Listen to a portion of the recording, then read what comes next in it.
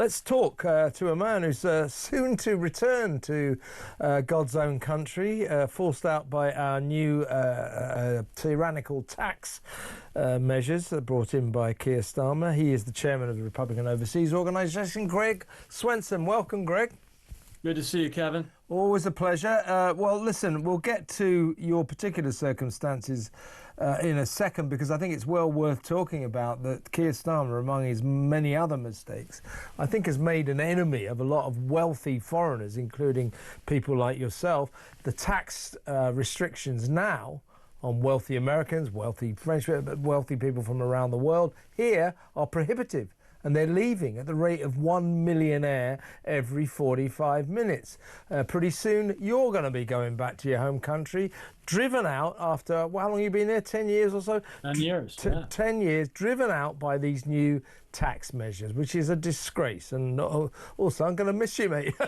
But let's first of all talk about what I see as the cultural divide between Team Trump, the White House now, and the British government, Keir Starmer.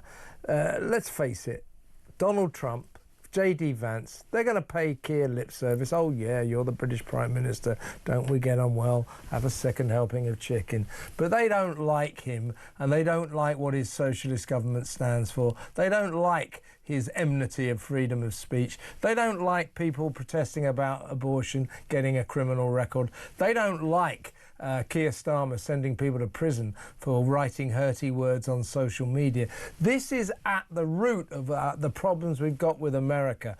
The Americans don't see that we are on the same cultural level as them, the same cultural wagon, and they don't like it. Kevin, you bring up a great point, and I think the Americans are quite close to the UK, and I think President Trump actually likes the UK. Ignoring Keir Starmer and this assault on free speech for a minute. So there is a fondness that the president has for the UK. Even J.D. Vance in his comments in Munich at the security conference, referred to the UK as our friends. And that's all great. And I think Keir, he has to do what he's doing. I'm not sure he has an alternative, but he might be overconfident in that relationship. There are always speed bumps in the special relationship. I think they can get through it, but you're absolutely right. Why is America defending? We should be defending the West, but the UK and many other countries in Europe are no longer being the West. They've abandoned the traditional cultural aspects, starting with free speech, imprisoning. You went through the litany of examples. And but there's two other points. One is, remember Trump derangement syndrome. It still exists, but it especially existed in the first term. So, there's probably not a lot of love lost with the way that the president was treated. And, why, it's okay for us to criticize Keir Starmer. It's okay for Trump and J.D. Vance especially to criticize him. And that normally would have been considered sort of uncool, right? You wouldn't do that in the old days. You wouldn't get involved in someone else's politics. You wouldn't comment on another, especially an ally's political situation. But they tore up that contract in Trump's first term, and especially during the campaign when a lot of these, people of the left were hypercritical of President Trump and calling him names. He's a fascist, he's a Nazi, and all that ridiculous garbage and nonsense. So I think that's something to consider as well. And then the last thing, which is maybe a little more self-interested, is, look, we're happy to defend our allies, but if they're going to do really ridiculous things, don't make us pay for it. And in many respects, we America are defending Western Europe. This is not picking on the UK. This is more on Western Europe.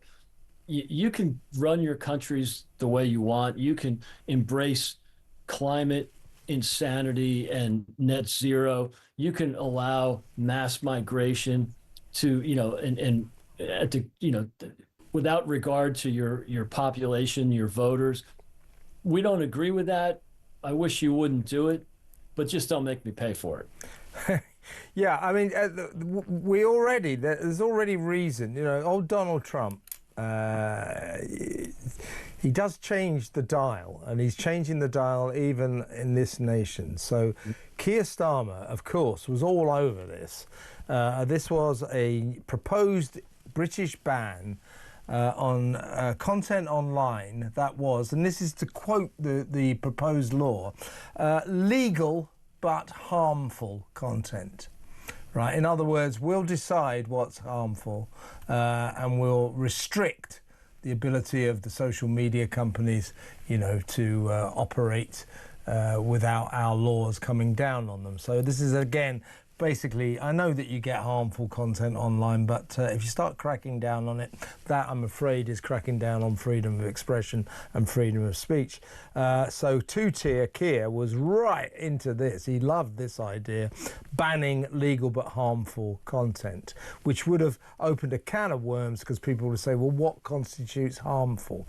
But Keir likes things like that. But anyway, he's dropped that. He's axed that, because he's worried that Donald Trump will not like this level of sort of nanny state overreach, and it might affect the alleged negotiations for us to get a special trade deal. So fear of Donald's contempt for Keir Starmer's natural railing against freedom of speech has made Starmer drop this oppressive measure. So it does work, but that sums up the problem, doesn't it? There's such a difference between people like Keir Starmer and people like Donald Trump and J.D. Vance. Freedom of speech in America is very sacred. Yeah. And they look across the Atlantic, Americans, and they go, hang on, wait, they're locking people up in jail for stuff they write on Facebook in Britain. Yeah, we are. Yeah, we are. Yeah, what happened to this great country that most of our founding documents are, were written by Englishmen and based on the great documents of this great country here in Great Britain. So it's really sad to see, and it's a shame that the Prime Minister had to make that decision based on fear of the relationship or deteriorating with President Trump. But it's a shame. He should have made that decision naturally. But he was banging favour. He was leading the charge. He loved this. Keir Starmer naturally, and so do a lot of his socialist chums in this crappy cabinet of ours. They naturally rail against freedom of speech. Bridget Phillipson, the Education Secretary, her first measure when she came into power was to cancel the Tory Act, which was to allow freedom of speech on university campuses. In other words, unless you're breaking the law, freedom of speech must prevail. She came in and cancelled that, said, oh no, we don't want freedom of speech on our campuses. It's unbelievable. No, they're only universities, for God's sake. And so, look, I think, it's Orwellian, and it's become like the Big Brother state, where Big Brother decides what's fair, what's permissible, and what's misinformation or disinformation. It also points to a really unfortunate problem here in Western Europe, and especially in the UK. The people, according to polling, but according to conversations on the street as well, they care about affordability and the cost of living, and they care about mass migration and illegal migration in the UK, in other countries in Europe. The same case in the U.S. prior to the election. And yet all the government wants to talk about is policing so-called misinformation, which again is just Big Brother Orwellian madness, and the great existential crisis of climate change. So, the people are worried about cost of living and illegal migration or mass migration, and all the government can talk about is net zero and policing misinformation and putting housewives in jail. Yeah, and we heard today that the police are arresting 12,000 people a year. That's 30 people every day for messages, for offensive messages sent online, WhatsApp, the social media sites. It's getting quite worrying. It's feeling more and more like North Korea here. No. But let's talk about the wealth exodus, which is another worrying aspect of the way this country is being governed. So ideologically, this Labour government came in and they cancelled all non-dom tax privileges. In other words, rich people who got tax breaks because we kind of wanted them here because they create wealth, they tend to employ people, they pay big taxes. Well, that was all cancelled. And so people like you're having to go back to America because they've taxed you to the hilt. You can't afford it anymore. And a snapshot of this crisis, I hope you don't mind me saying, but you with your little dog, I always forget, is it Ginger? Yeah, it's Ginger, right? Yeah, with your little dog Ginger. So figure this, folks. Greg will be on this plane, is it next week, flying back to America. It's called Bark Air. It's a special kind of flashy airline for, shall we say, people with a couple of bucks to fly their dogs in some style. So Greg will be on this sort of pretty much private jet with about 10 other Americans with their dogs flying back to America because of this tax craziness, because this socialist government, frankly, is victimizing people like you. And we now know that a millionaire leaves this country every 45 minutes. So millionaires and their dogs next week will be on that flight. I mean, talk about that. It must be, you know, it must be really 10 years and you've got to go back. It must be distressing for you. Yeah, I mean, look, it's not a good moment. You know, we both like it here. My wife and I, Marielle and I, really love it here. It's been great, but you know, we have to do what's rational. And when you tax people too much, they tend to leave. And we see this in America with the red state, blue state phenomenon, where people are leaving. You know, $40 billion of taxable income left California last year, your former state. You know, $9 billion left Tim Walz's Minnesota. I mean, this is a radical experiment in socialism, both in the United States and here. And by raising the tax rate, and basically what they're doing is taxing people, not just expats, but Brits too, on worldwide income, where prior to April 5th, you were only taxed on income that you earned in the United Kingdom or money that you patriated here. So. Yeah. When you know, people wave in, you know, buy pounds and move the assets to the UK to pay the bills, you know, you pay income tax on that. Unfortunately, instead of getting some of their money, now they will get none of their money. So this is a mass exodus of capital from the United Kingdom. This is really urgent. And, you know, look, the UK is ranked number 2 in the world on the exodus of capital. Only outflanked by China, where people are so desperate to get out of that place. And so they're moving, and guess where they're moving to? 3 countries that lead the influx of millionaires.